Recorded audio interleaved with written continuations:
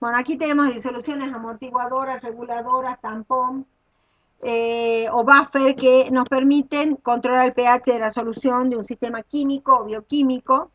En el organismo tenemos sistemas bioquímicos regulados por soluciones buffer de fosfato, por ejemplo. Las disoluciones amortiguadoras entonces mantienen el pH aproximadamente constante cuando se agregan pequeñas cantidades de ácido o base o cuando se diluye. La composición puede ser un ácido débil y su base conjugada, por ejemplo, ácido acético acetato de sodio, y tenemos acetato, que es el anión del ácido, y el catión es de una base fuerte, proviene de una base fuerte. O bien una base débil y su ácido conjugado, hidróxido de amonio, cloruro de amonio.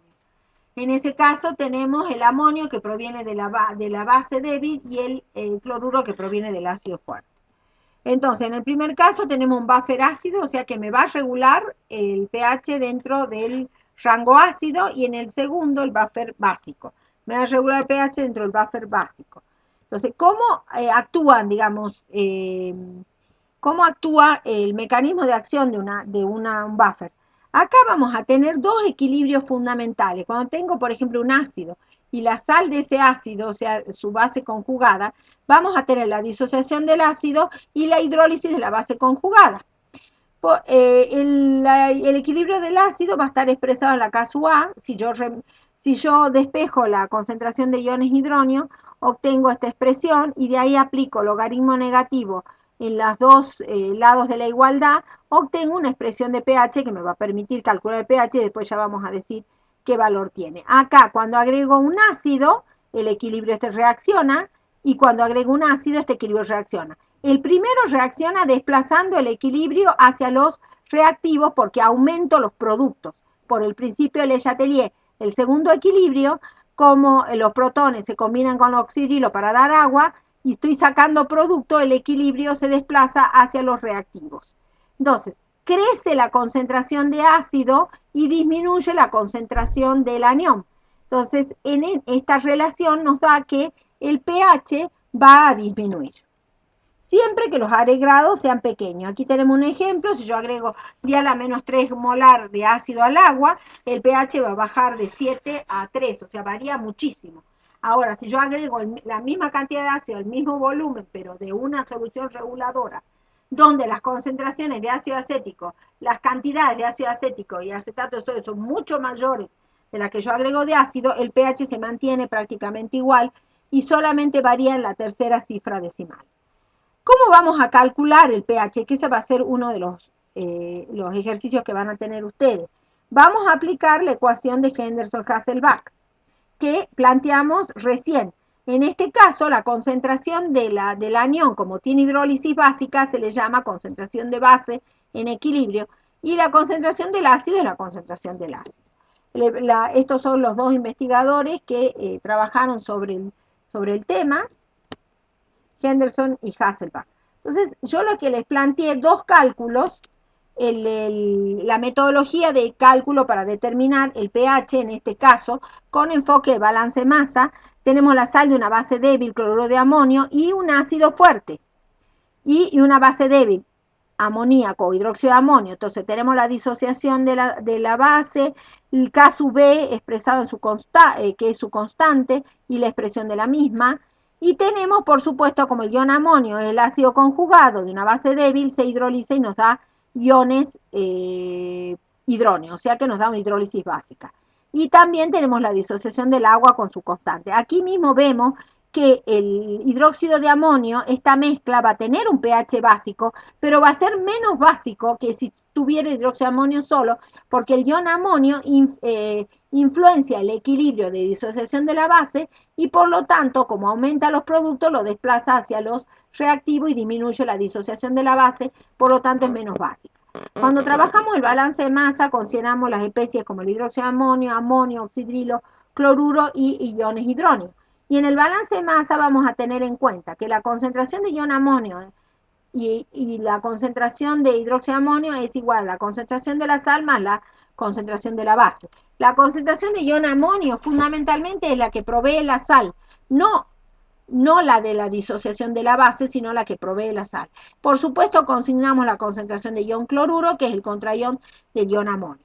El balance de carga aquí merece una explicación especial en cuanto a que planteo el balance de carga como ya sé, como vengo haciendo de varios ejercicios y de varios tratamientos. Acá puedo hacer lo siguiente, puedo despreciar la concentración de iones hidróneo y oxidrilo porque son muy pequeños en comparación a la concentración de la sal que tengo y la concentración de la base. Entonces los puedo despreciar a ambos y me queda y eso solo es posible para el caso de soluciones reguladoras. Mucho cuidado con eso. Ese es criterio general para solución reguladora. Eso me permite concluir que la concentración de ion amonio es igual a la concentración de cloruro y por supuesto igual a la concentración de la sal. Para calcular el pH voy a trabajar aplicando los logaritmos negativos a la expresión de la K sub B y obtengo la expresión del pOH. ¿En función de qué? De las concentraciones de ion amonio, que en este caso proviene de la sal, y la concentración de base.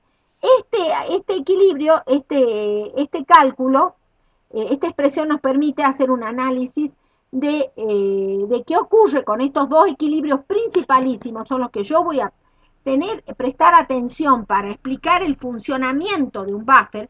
Ya lo explicamos, ya hicimos un avance ya de explicación con las soluciones que regulan pH ácido, pero en este caso, por ejemplo, un agregado de protones me va a desplazar el equilibrio hacia los productos, porque los protones se combinan con los oxidrilos y se forma agua y voy sacando producto y por lo tanto el equilibrio se desplaza hacia los productos para compensar ese efecto. Y en el caso del otro equilibrio, al agregar protones, ocurre el efecto contrario, porque estoy aumentando los productos y por lo tanto el equilibrio se va a desplazar hacia los reactivos. Así es como crece la concentración de ion amonio ante el agregado del protón o del ácido fuente de protones y disminuye la concentración de base de hidróxido de amonio y por lo tanto el pOH aumenta, lo cual es lógico si agrego un ácido.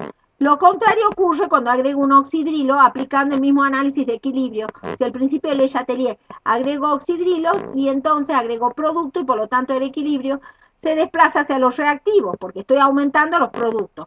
Y en el caso del otro equilibrio ocurre lo contrario, porque los oxidrilos se combinan con los iones hidróneos, forman agua y entonces retiro producto y el equilibrio se desplaza hacia los productos para compensar la falta. Eso me da que el ion amonio en este cociente clave disminuye y aumenta la base, por lo tanto disminuye el pOH, lo cual es lógico ante el agregado de una base. Ahora, se hace el mismo análisis cuando yo tengo una solución reguladora de pH ácido. En ese caso, tengo una sal de ácido débil, el acetato de sodio y base fuerte, por eso acetato de sodio, que proviene del hidróxido de sodio, y el ácido débil, ácido acético. Nuevamente tenemos la disociación total de la sal, la disociación parcial del ácido y la hidrólisis del acetato que proviene de la sal, que me da una hidrólisis básica. Y nuevamente tenemos los dos equilibrios a los que vamos a prestar atención para verificar ese efecto regulador. Por lo menos, también tengo la disociación del agua, como siempre, porque es solución acuosa. Y el balance de masa, aquí tenemos ácido acético, acetato, ion sodio, oxidrilo e iones hidróneos.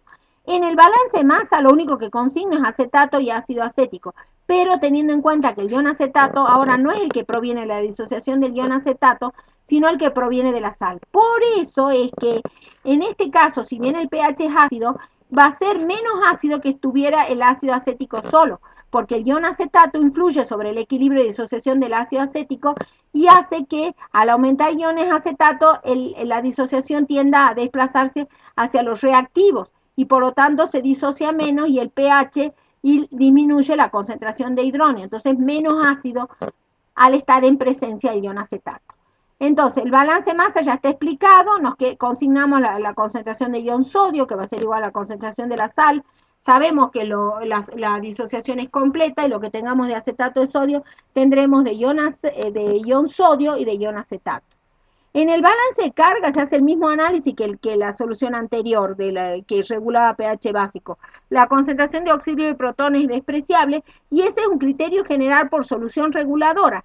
Eso es diciendo que estas dos concentraciones siempre son muy pequeñas en comparación a la sal que yo agrego, al acetato, y al acetato agregado a la sal que está presente es mucho menor y también a la sal y al ácido, por lo tanto son pequeños. De todas maneras, tengo una solución ácida porque la concentración de oxidrilo es mucho menor que la concentración de iones hidróneo.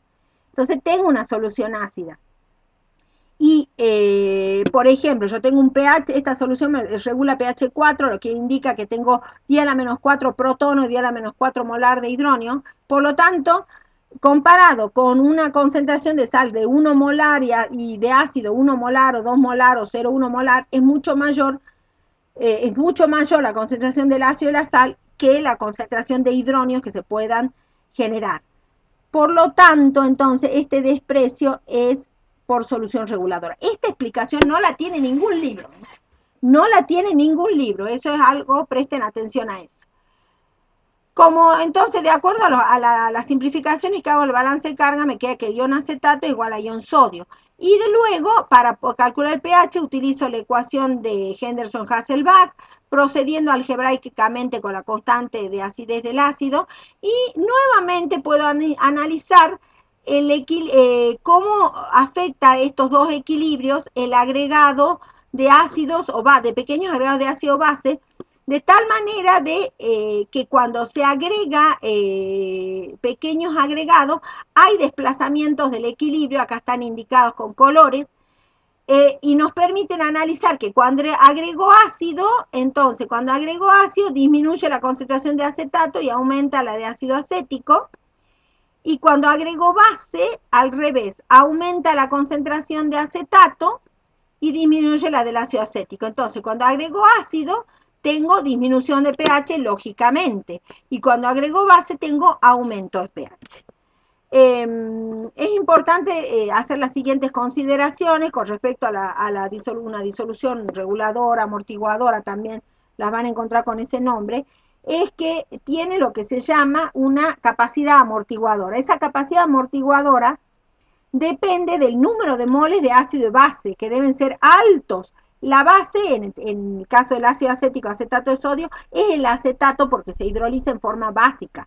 Entonces, deben ser altos la base o la sal y el ácido deben ser altos. La relación tiene que ser cercana a 1 para que tener una máxima capacidad reguladora. Cuando la relación es menor, es 0,1 o 10, ya la capacidad reguladora no va a ser eficiente y entonces la variación de pH va a ser mayor. ¿Cuál es la mayor eficiencia? Lo que les acabo de decir, que la concentración de la base del ácido es cercana a 1 y por lo tanto el pH es igual a pK sub A.